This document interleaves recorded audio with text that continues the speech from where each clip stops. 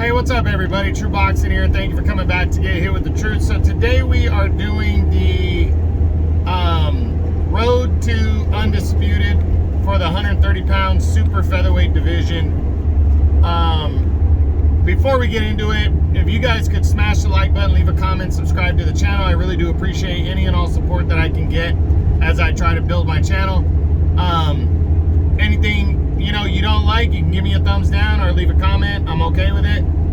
But the road to Undisputed, if you watch the first two videos, it's basically explaining how in the four belt era here,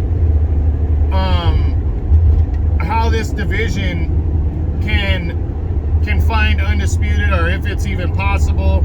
I give my opinions on all the champions and their situations and all that kind of stuff, and see if there's an Undisputed, a chance to be to have all four belts brought in. The reason I'm doing this again is because we are in an era where we have multiple undisputed world champions right now, and it seems to be the goal to unify belts, and right now I believe we have three, with potentially two more undisputed championships, 2 to 3 more taking place this year, and that's a big deal. So here at 130 pounds, we are going to look at all the champions and see what we got. 130 is, for lack of a better term, because it's such a wide open division and there's no superstars in this division, it's kind of a clusterfuck. I'll be straight. The WBA champion is Hector Luis Garcia. He's currently with the PBC. He has a mandatory defense due against Lamont Roach Jr. It looks like they're finalizing that fight to take place this summer, and that fight should be officially announced sometime very soon. Garcia's been champion since last year. He hasn't yet defended the title because he moved up to 135 in January and challenged Gervonta Tank Davis and got stopped, losing for the first time in his career. Then the WBC title is currently held by O'Shaquie Foster. Foster captured the title in February with a convincing decision win over Ray Vargas to claim the vacant WBC belt. Haven't really heard any rumors or anything for sure on what Foster's doing next. He, from what I understand, is a promotional free agent right now, not really tied to anybody. Then the WBO champion is Emmanuel Navarrete, 3-division champ, captured the vacant WBO title in February with an impressive 9th round TKO win over Liam Wilson when he got up off the canvas to win the fight in the late rounds. He is next fighting Oscar Valdez, the former 2-division champ. He fights him next in August, which should be really good. Can't wait to see that one. And Navarrete is currently under the top rank banner. And then finally, our IBF champion is the undefeated Joe Cordina, who regained the title in April with a hard-fought, very close 12-round split decision over Shavkat Rakhimov to become the world champion for the second time. So, and he doesn't currently have any set plans in stone. He's in optional mode right now. So the road to Undisputed is very complicated because, again, there's no superstars. You have 4 champions, 3 of them under different promotions, rival promotions, and the other one a free agent. And right now,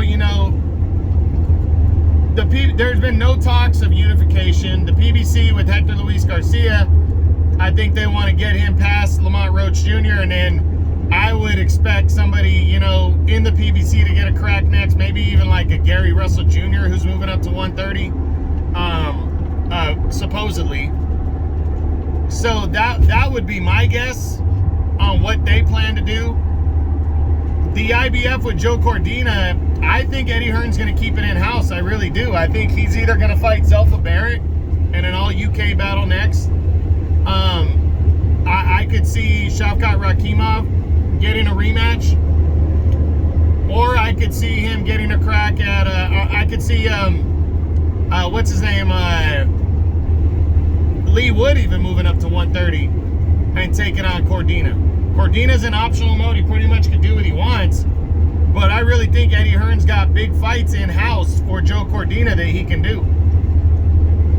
Then Emmanuel Navarrete is taking an in-house fight, fighting a fellow, top-ranked guy in Oscar Valdez.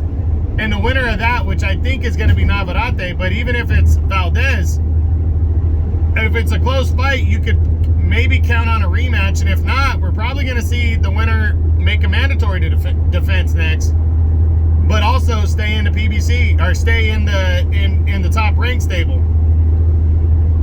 And then finally, O'Shaquie Foster, he might be a promotional free agent, but he's widely avoided. I mean, this guy's style is just not one that you really are quickly going to sign up for. Plus, he's not a big name. He doesn't bring a lot of money to the table. So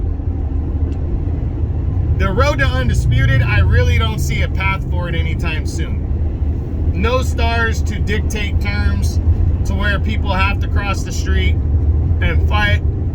And they all seem to have in-house things that they can do potentially to hold themselves over. So hopefully by the end of the year, we could see this division on more of an upswing towards something like that. Maybe things happen, new champions go down, potentially belts get vacated as fighters move up.